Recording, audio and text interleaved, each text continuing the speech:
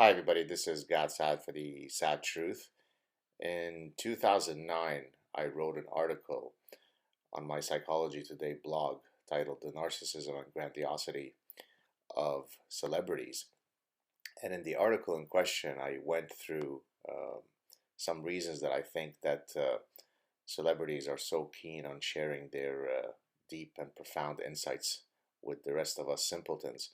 That article in question was then picked up by Psychology Today magazine and edited slightly tweaked version of the same article. So what I'll do today is read to you the magazine version, and then I'll also post a link to both versions of that article. Uh, Now, the reason why I thought about doing so today is, of course, because a few days ago, Meryl Streep lectured all the simpletons that like MMA and football about how they should behave and think and so on. And so I thought that it might be the right time to share with you this article. So here we go. The title is Homo Consumericus, I'm Not a Doctor, but driven by narcissism and surrounded by yes men, celebrities think they can cure the world's ills.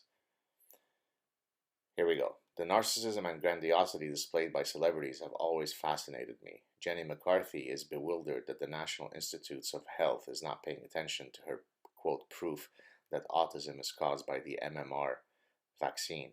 Apparently, it is due to a large conspiracy in part driven by the evil pharmaceutical firms. No doubt Dr. Evil is the CEO of the conspiratorial consortium. Tom Cruise castigated psychiatry for being pure quackery as he had, quote, studied its history. The actors Kirk Cameron, Ben Stein, and Mel Gibson have each, quote, disproved the theory of evolution. The problem has gotten so out of hand that there is now an organization, Sense About Science, that seeks to combat such celebrity-driven idiocy. Salon and Newsweek did the unthinkable by each publishing an article on the contribution of Oprah to this lunacy. How dare anyone question Oprah's omniscience and omnipotence? I'd like to speculate about 5 possible reasons that drive celebrities to engage in such nonsense.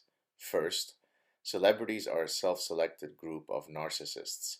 Whereas it is certainly true that some individuals pursue acting or singing careers for the pure love of the artistic forms in question, the great majority of celebrity wannabes are driven largely by the outcomes: fame, money, adulation. A 2006 study by Mark Young and Drew Pinsky, published in the Journal of Research and Personality, yes, the Drew Pinsky of Celebrity Rehab with Dr. Drew, supports the contention that celebrities as a group are narcissists. Second, the extraordinary attention that is lavished on celebrities, not to mention the outlandish sums of money, makes it easy to succumb to one's hype. People line up for hours to get a glimpse of Tom Cruise coming out of his limousine and will scream with a visceral religious fervor at his mere sight. Take a narcissist and feed his or her ego in such a manner 24 hours a day, and it is not difficult to guess that Tom Cruise starts to actually believe that he is a superhero rather than playing one in the movies. Third, celebrities are seldom exposed to negative feedback from those closest to them. Hence, their immediate environments serve as lubricants for their outlandish narcissism. This is one of the key drivers of the overconfidence bias. For example, many professors imagine that their teaching evaluations in a given semester will be stellar precisely because they hear only from those students who complimented them face to face. However, those who think that the professors performed poorly in the classroom are likely to wait until the evaluations to voice their negative opinions.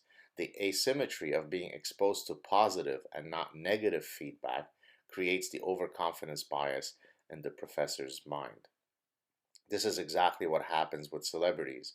They are repeatedly provided with positive feedback regarding their, quote, laudable scientific interventions, reinforcing their grandiose idiocy. Negative feedback, as difficult as it might be to share, serves as a crucial role in guiding behavior. Failure to receive any such feedback ensures that celebrities will maintain their grandiosity. Existential guilt is a fourth factor behind this form of celebrity narcissism. You may have heard of survival guilt, the intense feelings of remorse that survivors of a terrible ordeal, be it a plane crash, a disease, an earthquake, war, a terrorist attack, or a concentration camp, might experience. A survivor might think, why did I cheat death when so many others died? What is so special about me that my life was spared? I propose a similar mechanism to explain celebrities' interventions in making a better world. I believe that they suffer from a form of existential guilt. They know in the deep recesses of their minds that they are not deserving of the accolades and the privileged lives that they lead. One way that they can assuage this persistent guilt is to demonstrate to the world that they are much more than, quote, mere celebrities. Hence, they, quote, cure mental illness. They, quote, eradicate autism. They, quote, neutralize radiation. And they, quote, disprove evolutionary theory. Some of you might have noticed a possible contradiction here. If celebrities are narcissists, why would they experience existential guilt? I think that some celebrities are perhaps slightly less narcissistic and hence maintain some elements of self-insight. Think Sean Penn, tortured artist, versus Paris Hilton, oblivious narcissist. Finally, a fifth reason that drives celebrity drivel is the pseudo-intellectual movement known as postmodernism, the most virulent of anti-science dogma, which proposes that all viewpoints are welcome and none is privileged. Reality is relative. This creates a democratization of opinions. It is apparent, quote, arrogant to think that psychiatrists, physicists, evolutionary scientists, and epidemiologists might know more about their areas of expertise than, say, Oprah, Jenny McCarthy, Madonna, or Kirk Cameron. To sum up, celebrities possess narcissistic predispositions, nature, these being subsequently reinforced by a wide range of environmental realities, nurture, rendering it next to impossible to slay the narcissism dragon. Incidentally, whereas I have focused on celebrities' quote contributions to scientific debates, I should mention that their expertise is apparently unlimited and spans endless other domains of human import. For example, Mike Farrell, Tim Robbins, Sean Penn, Susan Sarandon, Jane Fonda, and Martin Sheen, among countless other celebrities, have repeatedly explained to us that there is an alternative to war, and it is rooted in the highly, quote, actionable mantra, quote, give peace a chance.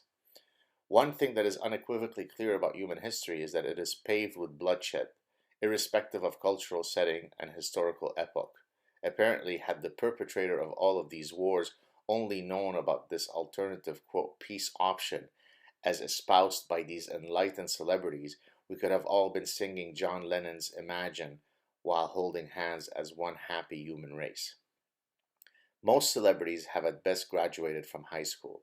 Hence, it is quite extraordinary that they should feel sufficiently knowledgeable to contribute to complex issues in physics, psychiatry, medicine, and biology.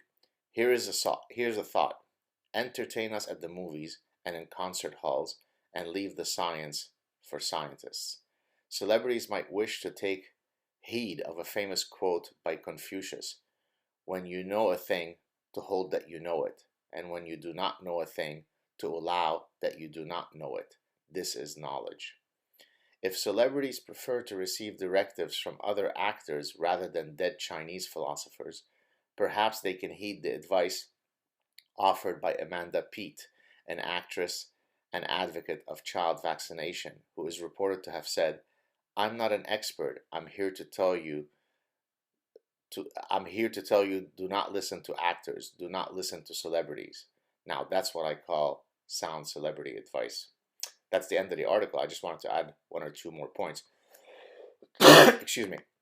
My point here is not to argue that unless you're a political scientist, you shouldn't talk about politics, and unless you're an epidemiologist, you should not talk about the spread of diseases. If anything, I've criticized people who argue along those lines. Everybody can have a contribution to the battle of ideas. Everybody can weigh in as long as they are informed. But in the same way that when my gardener comes over, I don't necessarily expect him to lecture me about whom I should vote for, there is no reason to take the prescriptions, the political prescriptions of actors because they pretend to be someone on screen any more seriously than I should my accountant, my gardener, or my daycare provider for one of my children.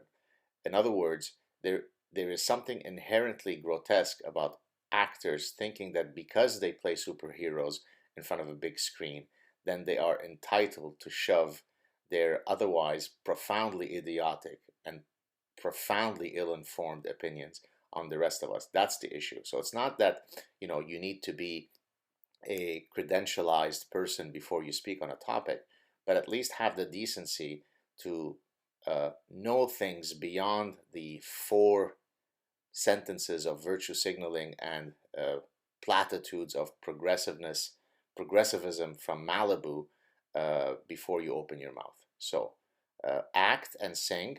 Meryl Streep, keep crying all the time on screen, and leave the deep thought for those who are capable of such thought.